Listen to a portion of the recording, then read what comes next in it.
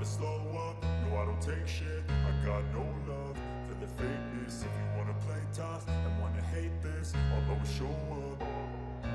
I don't ever slow up, no I don't take shit. I got no love for the fakeness. If you wanna play tough and wanna hate this, I'll always show up and make a statement. I don't ever slow up, no I don't take shit. I got no love for the fakeness. If you wanna play tough and wanna hate this, I'll always show up and make a statement. Everything.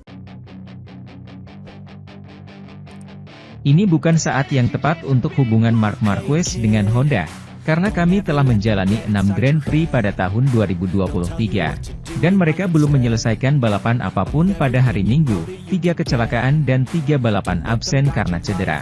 Motor ini tidak berada pada level yang tersirat dari kehebatan historis Honda dan itu mulai memakan korban, seperti yang dikatakan Marc sendiri kemarin di Mugello. Dengan kesalahan sekecil apapun, Anda jatuh saat ini. Sejak kami memulai musim, kami hanya menerima 1 sasis, tidak lebih. Kami perlu menerima lebih banyak untuk menutup jarak dengan pabrikan lain. Saya bisa dari 10 hingga 15, menyelesaikan semua balapan dan memiliki motor yang andal dan aman.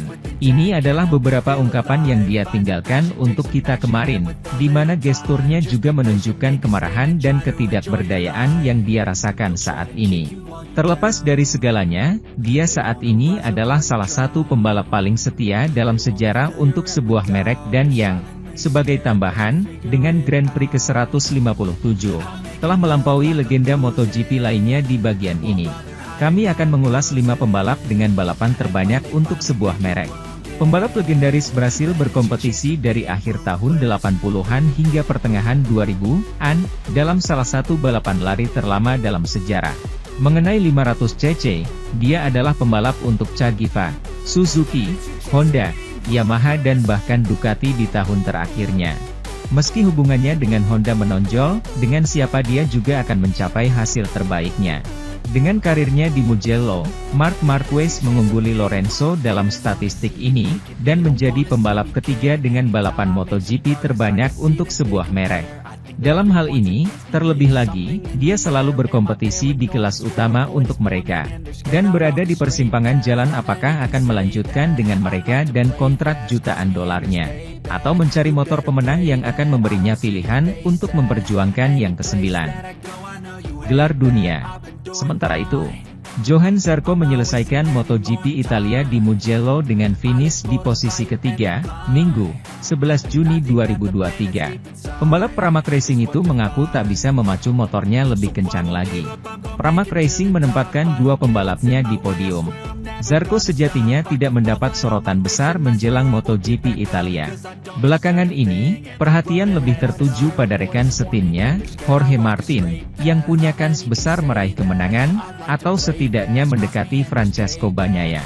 Nyatanya, di Mugello, Zarco mampu memperlihatkan kinerja mengejutkan. Ia menduduki peringkat keempat sprint race, dan berhasil menyerang rivalnya sehingga mencapai podium ketiga. Pembalap Prancis itu memulai pendekatannya pada balapan sebelum start, memilih ban belakang medium untuk melawan panasnya balapan.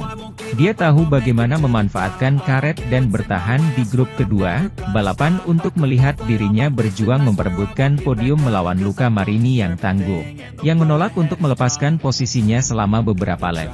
Akhirnya, rider nomor 5 berhasil melewatinya dan bahkan berpikir untuk mengejar rekan setimnya, yang berada di urutan kedua di belakang Pecco Bagnaia dan nyaman di posisi kedua. Meski akhirnya harus puas di posisi ketiga yang ia gambarkan sebagai fantastis. Beginilah penjelasan Zarco tentang apa yang ingin dia lakukan di balapan utama hari Minggu ini. Saya tahu bahwa dengan bagian tengah belakang itu kompetitif, tetapi yang lain juga sangat cepat. Beberapa menggunakan bagian belakang yang lembut dan saya pikir di akhir balapan saya bisa mengejar mereka, tetapi mereka berhasil dengan sangat baik. Saya mengalami kesulitan untuk melewati Marini, dan ketika saya melewatinya saya memutuskan untuk menembak untuk mencoba mencapai Martin, yang menggunakan ban lunak.